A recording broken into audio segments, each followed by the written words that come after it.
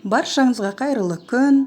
Бүгін сіздермен бірге торттың бетін әсемдеуге, әрлеуге вафельная крошка жасайтын боламыз. Менің каналыма тіркеліп, лайк қойып, қоңырауды басуды ұмытпаңыздар. Ең алдымен барлық затымыз үй температурасында болу керек.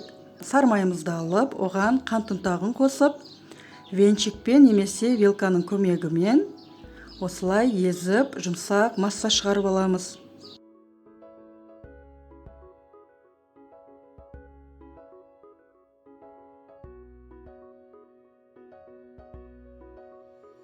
Осындай жұмсақ масса шыққаннан кейін жұмыртқаның ақ-уызын қосып, тағы да венчикпен бір келкі болғанша араластырамыз.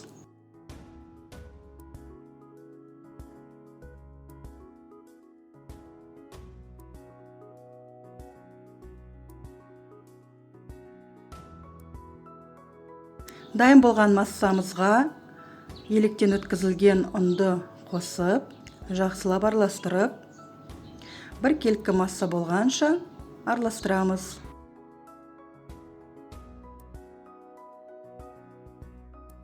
Жан-жағын жинап, пергамент қағазын алып, жартысын жұқа етіп жағып шығамыз. Пергамент қағазымыз өте сапалы болу керек.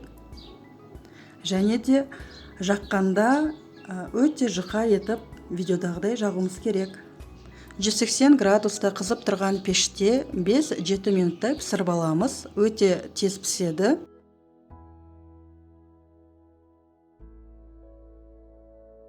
Қалған қамырды да пергамент қағазына жұқалап жағып, оны да пісіріп аламыз. Өте жұқалап жағу керек.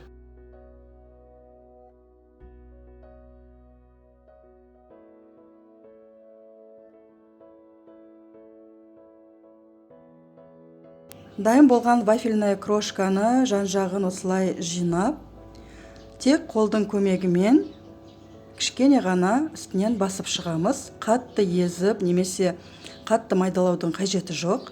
Осы құрамнан бір торттың бетін әсемдеуге жететін вафельная крошка жасадым.